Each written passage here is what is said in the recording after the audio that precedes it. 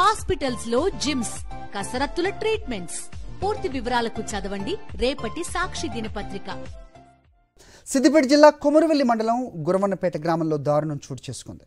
2 రోజుల క్రితం గ్రామానికి చెందిన బాలికపై అత్యాచారం చేసిన ఘటనలో యువకుడి ఇంటిపై కుటుంబ సభ్యులు, గ్రామస్తులు దాడి చేశారు. యువకుడి ఇంటిపై పెట్రోల్ పోసి తగలబెట్టే ప్రయత్నం చేశారు.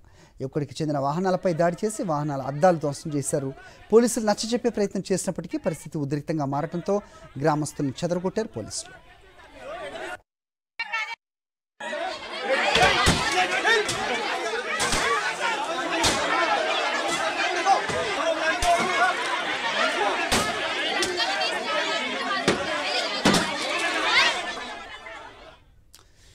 ఇదే అంశంపై అప్డేట్స్ మా కరెస్పాండెంట్ దిలీప్ని అడిగి తెలుసుకుందాం. దిలీప్, ఏంటి ప్రస్తుతం గ్రామంలో పరిస్థితి?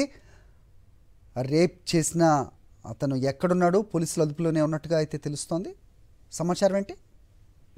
సరే చూసుకోవచ్చు. ప్రస్తుతానికి అయితే సిద్దిపేట జిల్లా కొమరవెల్లి మండలం గురువన్నపేట గ్రామంలో ఏదైతే దారుణం చోటు చేస్తుందో ఆ గ్రామంలో ప్రస్తుతానికి ఇంకా ఉద్రిక్త పరిస్థితుల్లో నెలకొన్న పరిస్థితి కనిపిస్తుంది. సో 7వ తరగతి చదువుతున్నటువంటి మైనర్ బాలిక పైన 2 రోజుల క్రితం అదే గ్రామానికి చెందినటువంటి వ్యక్తి అత్యాచారం చేశాడు. సో యువకుడి పైన పోక్సో కేసు కింద కేసు కూడా నమోదు చేశారు పోలీసులు. ప్రస్తుతానికైతే పోలీసుల అదుపులోనే యువకుడు ఉన్నట్టుగా తెలుస్తా ఉంది.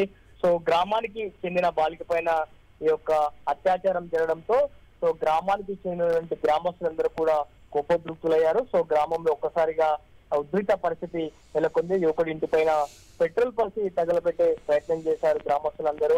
సో పోలీసులు చేరుకొని కొంత గ్రామస్తులను కొంత చెదరగొట్టే ప్రయత్నం చేశారు. ప్రస్తుతానికైతే గ్రామంలో పోలీసుల పహారా కొనసాగుతుంది. మరింత ఉద్రిక్త పరిస్థితులు నెలకొనే ఉండే అవకాశం ఉన్నటువంటి నేపథ్యంలో ఇటు కొమరవెల్లి పోలీసులు కొంత చర్యాల పోలీసులు కొంత అలర్ట్ అయ్యారని చెప్పుకోవచ్చు.